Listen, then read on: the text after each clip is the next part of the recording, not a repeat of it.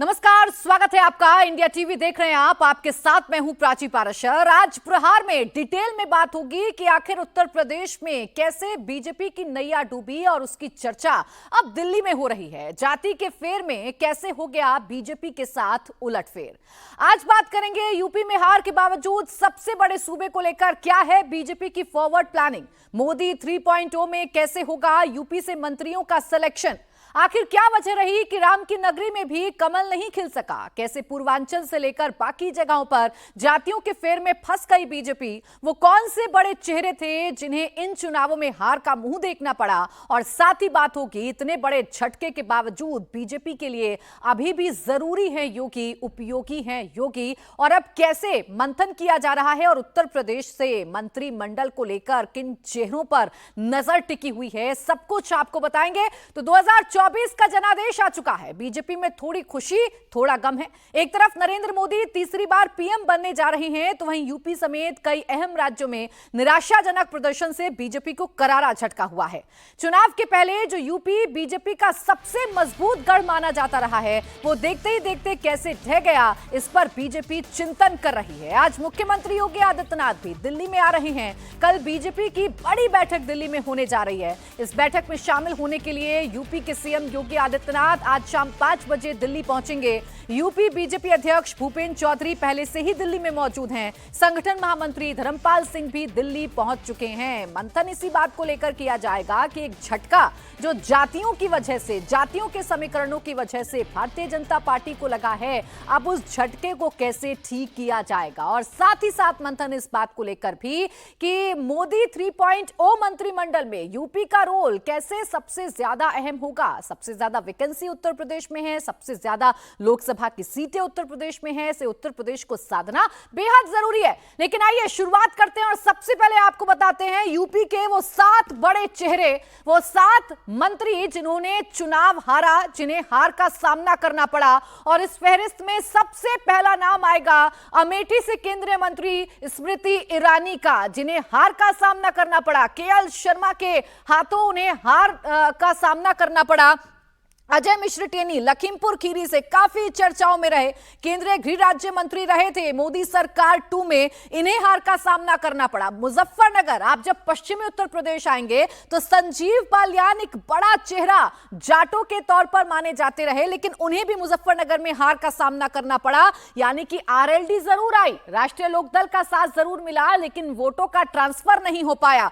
चंदौली में यानी पूर्वांचल की बात करेंगे तो महेंद्र नाथ पांडे को हार का सामना करना पड़ा, वो अपनी सीट नहीं बचा पाए। भानु प्रताप वर्मा जालौन में हार गए, साध्वी निरंजन ज्योति फतेहपुर में हार गई और कौशल किशोर मोहनलालगंज में हार गए। यानी लखनऊ के आसपास की भी जो सीटें थीं, वहां भी बड़े बड़े चेहरों को हार का सामना करना पड़ा। और इसके पीछे की सीधी वजह जो समझ में आती है वो है अखिलेश यादव का पीडीए, जातियों का जबरदस्त कॉम्बिनेशन, और यही कॉम्बिनेशन हिंदू वोटों में बंटवारे का सबब बना और उसी का नतीजा है कि बड़े चेहरे चुनाव हार गए। अब आपको आइए वो मंत्री भी दिखाते हैं जो यूपी में मैदान मारने में कामयाब रहे, यानी जिन्होंने जीत का सेहरा अपने सिर पर बांधा है। और उस फहरिस्त में सबसे पहला नाम है लखनऊ से राजनाथ सिंह का, जिन्होंने अपनी सीट पर जीत दर्ज की। मिर्जापुर से अनुप्रिया पटेल, हालांकि कड़ी टक्कर उन्हें अपने प्रतिद्वंदी से मिली, लेकिन अनुप्रिया पटेल फाइनली सीट से जीत गई। हालांकि अपना दल इसको 2 सीटें गठबंधन में दी गई थी, सिर्फ 1 सीट मिर्जापुर अनुप्रिया पटेल जीती हैं। रॉबर्ट्सगंज में अनुप्रिया पटेल का फैक्टर भी काम नहीं किया और अनुप्रिया पटेल की पार्टी के कैंडिडेट को हार का सामना करना पड़ा। महाराजगंज की अगर आप बात करेंगे तो यहां से पंकज चौधरी चुनाव जीत गए। वहीं आगरा में एसपी सिंह बघेल चुनाव जीत गए, उन्हें भी जीत का सेहरा उनके सर पर बंधा है। तो सिर्फ 4 ऐसे बड़े चेहरे हैं या मंत्री हैं जिन्हें जीत मिली, जनता ने दोबारा उन पर भरोसा जताया। अब इस बार यूपी में यह कहा जा रहा है कि सपा ने दलित प्लस ओबीसी कार्ड जो चला वो सफल हो गया। अखिलेश ने अपने पीडीए के जरिए एक बड़ा उलटफेर किया। उत्तर प्रदेश में सपा के 86% से ज्यादा नवनिर्वाचित सांसद ओबीसी हैं, दलित और मुस्लिम वर्ग से हैं। कैसे अखिलेश यादव ने सोशल इंजीनियरिंग का फॉर्मूला सफल किया वो आप इस नंबर से जान सकते हैं। देखिए 20 ऐसे उम्मीदवार हैं या 20 ऐसे सांसद हैं आप समाजवादी पार्टी के जो ओबीसी वर्ग से आते हैं, इन्हें जीत मिली। इसके बाद आप दलित चेहरों की बात करेंगे तो समाजवादी पार्टी के जीते हुए कैंडिडेट्स में थे 8 चेहरे दलित चेहरे हैं। मुस्लिमों की अगर आप बात करेंगे जिन्होंने की भूमिका निभाई इस बार गठबंधन के जीत को लेकर, 4 मुस्लिम कैंडिडेट समाजवादी पार्टी के जीतकर संसद में पहुंच गए हैं। इस बार ये ओबीसी वर्ग और दलित वर्ग का साथ भारतीय जनता पार्टी को नहीं मिला। जो कैंडिडेट्स उतारे गए जातियों को देखते हुए, जातीय समीकरणों को देखते हुए, वो समाजवादी पार्टी के बेहतर रहे और उसी का सीधा सीधा फायदा समाजवादी पार्टी को मिला है। 20 ओबीसी चेहरे संसद में पहुंचे हैं समाजवादी पार्टी के टिकट पर चुनकर। वहीं दलितों की बात करेंगे तो 8 दलित चेहरे समाजवादी पार्टी के संसद पहुंचे हैं चुनकर। अगर आप बीजेपी के फॉर्मूले की बात करेंगे तो उसका असर इस बार कम देखने को मिला। देखिए बीजेपी की रणनीति 2014 से अगर आप देखेंगे तो छोटी छोटी जातियों वाले पार्टी को अपने साथ मिलाकर जीतने की रहती है, लेकिन इस बार बीजेपी को उसका भी फायदा नहीं मिला। 45% आप कहें विनिंग कैंडिडेट ऊंची जाति से आते हैं, यानी सीधे तौर पर जो जातियों वाला कार्ड खेला गया, जो आरक्षण वाला कार्ड खेला गया, उसका नुकसान बीजेपी को हुआ है। देखिए 8 ब्राह्मण चेहरे यूपी में जीते। ओबीसी की अगर आप बात करेंगे तो 10 ओबीसी चेहरे जीते। दलितों की अगर आप बात करेंगे तो 8 दलित चेहरे भारतीय जनता पार्टी के जीतकर संसद में पहुंच गए हैं। अखिलेश यादव का पीडीए भारतीय जनता पार्टी की रणनीति पर साफ तौर पर पानी फेरता हुआ नजर आया है। अब ये इतने बड़े झटके कैसे लगे हैं, या बार बार हम आपको ये कह रहे हैं कि इस बार बीजेपी का सोशल इंजीनियरिंग वाला फॉर्मूला काम नहीं आया। वो कैसे काम नहीं आया, कुछ सीटों का उदाहरण आपके सामने रखती हूं, आपको समझ में आएगा कि कैसे यहां पर बीजेपी को पूरी तरीके से झटका लगा है। पूर्वांचल जिसमें बीजेपी ने गठजोड़ किया, जहां संजय निषाद की पार्टी, जहां ओम प्रकाश राजभर की पार्टी, अनुप्रिया पटेल की पार्टी से बीजेपी को उम्मीद थी, वो गठबंधन भी काम नहीं आ पाया। जातीय समीकरण सपा के पक्ष में चले गए। आपको जानकारी दें, मिर्जापुर, भदोही और वाराणसी में तो जीत मिल गई, लेकिन पूर्वांचल में 9 सीटों पर समाजवादी पार्टी की साइकिल ने रफ्तार पकड़ी। 12 में केवल 3 सीट ही बीजेपी जीत पाई। वाराणसी से सटी जो सीटें हैं वहां भी हार का सामना करना पड़ा। 2019 में बीजेपी ने यहां से 5 सीटें जीती थी, लेकिन इस बार सिर्फ बीजेपी की जो सीटें हैं वो 12 में से 3 सीटें भारतीय जनता पार्टी जीत पाई है, यानी कि नुकसान बीजेपी को पूर्वांचल में सबसे ज्यादा हुआ है। देखिए कुर्मी वोटर जो कि अनुप्रिया पटेल की वजह से भारतीय जनता पार्टी के साथ जुड़ता है, उस कुर्मी वोटर का फायदा बीजेपी को नहीं मिल पाया। राजभर वोटर जिसका फायदा ओम प्रकाश राजभर की वजह से मिलता है, वो राजभर वोटर बीजेपी को नहीं मिल पाया। संजय निषाद का जो वोटर है वो तक नहीं मिल पाया। आप अंदाजा लगाइए कि संजय निषाद संत कबीर नगर से अपने बेटे को नहीं जिता पाए, ओम प्रकाश राजभर घोसी से अपने बेटे को नहीं जिता पाए। मिर्जापुर में अनुप्रिया पटेल ने जीत तो दर्ज की, लेकिन रॉबर्ट्सगंज वाली जो सीट है उस पर अनुप्रिया पटेल का जो कुर्मी वोटर का कार्ड है वो चल नहीं पाया, और उसी का नतीजा साफ तौर पर आप उत्तर प्रदेश में देखते हैं कि उत्तर प्रदेश में हार का सामना करना पड़ा है भारतीय जनता पार्टी को। अब यूपी में देखिए डैमेज कंट्रोल करना है, यूपी से ही मंत्रिमंडल में चेहरों को शामिल करना है और अपने छिटके हुए ओबीसी वोट बैंक को बीजेपी को अपने खाते में लेकर आना है।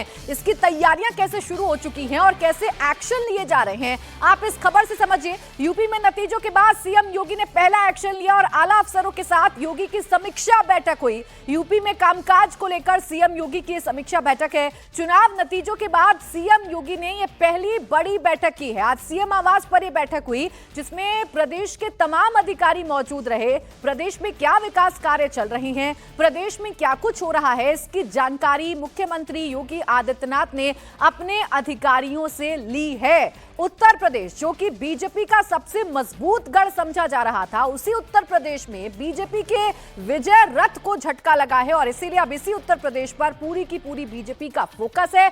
सबसे बड़ी बात बात यह है कि नई सरकार का गठन करना है और इस नई सरकार के गठन में कौन से चेहरे होंगे जिन्हें जातियों के हिसाब से सेट किया जा सकता है, इस पर भी सभी की निगाहें इस वक्त टिकी हुई हैं। यूपी में नतीजों के बाद सीएम योगी आदित्यनाथ ने पहला एक्शन लिया, अधिकारियों के साथ बैठक की। आज मुख्यमंत्री दिल्ली भी आ रहे हैं और जब मुख्यमंत्री दिल्ली आएंगे तो चर्चा उत्तर प्रदेश को लेकर होगी।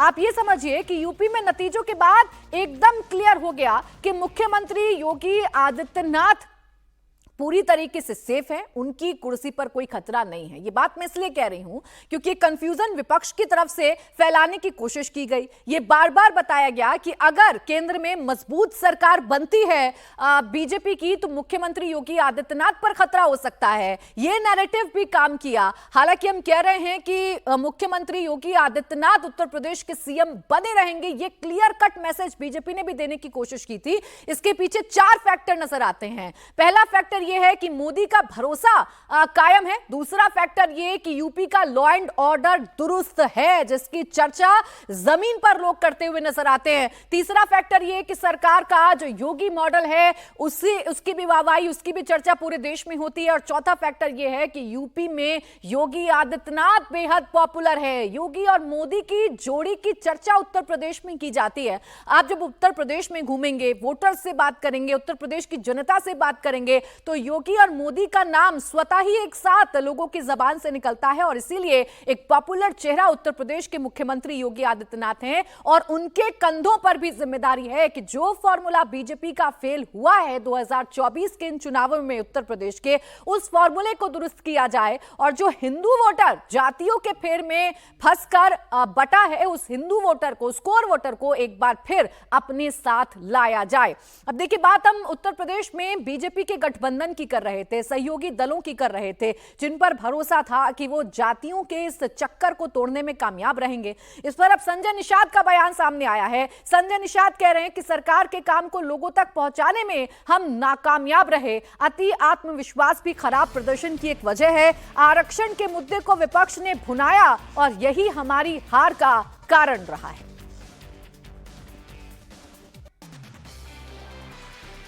भर में चुनाव परिणाम आने के बाद उत्तर प्रदेश को लेकर के सबसे ज्यादा चर्चा हो रही है, क्योंकि एनडीए की पोजीशन उत्तर प्रदेश में उतनी अच्छी नहीं रही जितने की उम्मीद की जा रही थी। हमारे साथ बातचीत करने के लिए मौजूद है निषाद पार्टी के राष्ट्रीय अध्यक्ष संजय निषाद जी, जो कि सरकार में मंत्री भी हैं। संजय, गड़बड़ी कहाँ हो गई, दिक्कत कहाँ हो गई, समीकरण कहाँ गड़बड़ा गए? मैं तो प्रधानमंत्री को बधाई दूं तीसरी बार, जिसकी वजह से मैं एनडीए के साथ आया था कि तीसरी बार प्रधानमंत्री उन्हें बनाना है, तो बनाया, कामयाब मिला।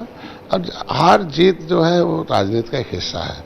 निश्चित रूप से हम लोग अच्छे काम किए थे, उसको समझाने में नाकामयाब रहे। समीक्षा होगी कैसे हम कामयाब होंगे उसको। अब कुछ न कुछ उत्साह में हमको लगता है कि सबके जीत रहे हैं तो कुछ उदासीन हो गए, कुछ निष्क्रिय हो गए, हमको लगता है। दूसरा विषय कि जो कुछ नेताओं ने कुछ ऐसे बयान दे दिए आरक्षण के मुद्दे पर, जिसको विपक्ष ने नैरेटिव सेट किया और नैरेटिव सेट करके उसको कैश कराया सिस्टम से, और नॉन जाटो जितने भी दलित थे 23% में, उनको उन लोगों ने मूव करा लिया। अब पिछड़ी जातियों में भी मूव करा कर उन लोगों ने इसका लाभ उठाया, इसके वजह से आ गया। और कुछ टिकट उकट जिसको नहीं मिला था उन लोगों ने उदासीनता और निष्क्रियता दिखाई, इसके वजह से ही 2-3 हमको लगता है। वैसे आज मैं बैठक बुलाया हूँ, हमारा तो वोट है जैसे 535 बूथ था, तो 2214 बूथ में हमने समीक्षा की, संत कभी नहीं, हम 505 बूथों पर जीत दर्ज कराए। आत्मविश्वास भी ज्यादा हो गया था एनडीए को, बीजेपी को, कि हम तो जीतने ही जा रहे हैं, बहुत ज्यादा मेहनत करने की जरूरत नहीं है। इसीलिए उत्साह, आत्मविश्वास अति जो है होने से उन लोग अपना जीत रहे हैं। तो उस निचले पावदान पर नीचे जो था वहाँ अपने जो काम किए थे उसे समझाने ही नहीं गए, और विपक्ष ने नैरेटिव को समझा लिया, और इसकी वजह से ये भी जा रहा है कि राजभर समाज, निषाद समाज, कुर्मी समाज या फिर दलितों में, जैसा कि आपने नॉन जाट दलित की बात किया, इन समाज का भी आप लोगों को वोट नहीं मिल पाया? नहीं मिला नहीं होता तो ये 4 लाख 5 लाख वोट कहाँ से आते हैं? ऐसा थोड़ी है कि जो 90,000 50,000 वोट से आ रहे हैं तो वो कुल वोट निषादों का, राजभर का। उसमें बूथ देखिए ना, हमारे परसेंटेज कितना है। हम अगर हमारी आबादी 18% है तो 18% बूथ हमारा हुआ ना, तो बाकी बूथ किसके हैं?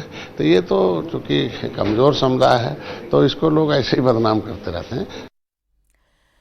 तो संजय निषाद अब ये मान रहे हैं कि जो नॉन जाटव दलित वोटर्स थे उन्हें विपक्ष अपने पाले में खींचने में कामयाब रहा और जिन जातियों की जिम्मेदारी संजय निषाद, ओम प्रकाश राजभर और अनुप्रिया पटेल के चेहरों पर थी, वो जातियां भी इस बार बीजेपी के साथ नहीं आई और यही वजह है कि पूर्वांचल में एक बड़ी हार का सामना भारतीय जनता पार्टी को करना पड़ा। बीजेपी का स्ट्राइक रेट जो है वो धराशायी हो गया। आइए आपको पूर्वांचल की कुछ सीटों के नतीजे बताती हूं जिससे आपको समझ में आएगा कि बीजेपी को पूर्वांचल में झटका कैसे लगा है। आप सबसे पहले बात करिए प्रतापगढ़ सीट की। यहां से सपा के सबसे पहले आप बात करिए घोसी सीट की, जहां पर सपा के राजीव राय जो हैं उन्हें तकरीबन 1 लाख ज्यादा वोटों से जीत मिली थी। बलिया की अगर आप बात करेंगे तो यहां पर नीरज शेखर को हार का सामना करना पड़ा। ये वो सीटें हैं जहां पर राजभर समुदाय का अच्छा खासा प्रभाव है। ओम प्रकाश राजभर का चेहरा है। दारा सिंह चौहान को समाजवादी पार्टी से भारतीय जनता पार्टी में लाया गया था। ऐसा लग रहा था कि शायद ये फैक्टर्स काम करेंगे और बीजेपी यहां जीत दर्ज करेगी, लेकिन ऐसा हो नहीं पाया। चंदौली की अगर आप बात करेंगे तो बीजेपी के महेंद्र नाथ पांडे यहां 21,000 के मार्जिन से हार गए। सलेमपुर सीट की अगर आप बात करेंगे तो सपा के रामशंकर राजभर 3,573 सीट से हार गए। लालगंज सीट पर बात करेंगे तो सपा के दारोगा प्रसाद सरोज को जीत मिली। प्रतापगढ़ में बीजेपी के संगम लाल गुप्ता 66,000 वोट से हारे। फतेहपुर सीट की बात करेंगे तो साध्वी निरंजन पर नरेश उत्तम पटेल भारी पड़ गए। देखिए ये वो सारे इलाके हैं जहां पर ये छोटी छोटी जातियों का जो गठजोड़ है वो काम आता है, लेकिन यही गठजोड़ इस बार बीजेपी का फेल हुआ। हालांकि अब इन्हीं कैंडिडेट्स में से उन चेहरों का चयन करना बीजेपी के लिए भी एक चैलेंज है, जो चेहरे मोदी मंत्रिमंडल में शामिल हो सकते हैं, एनडीए के मंत्रिमंडल में शामिल हो सकते हैं सरकार के, और उन्हें चयन अब किया जा रहा है। लेकिन देखिए जो हार की 5 वजह सामने आ रही हैं वो सीधी सीधी हैं।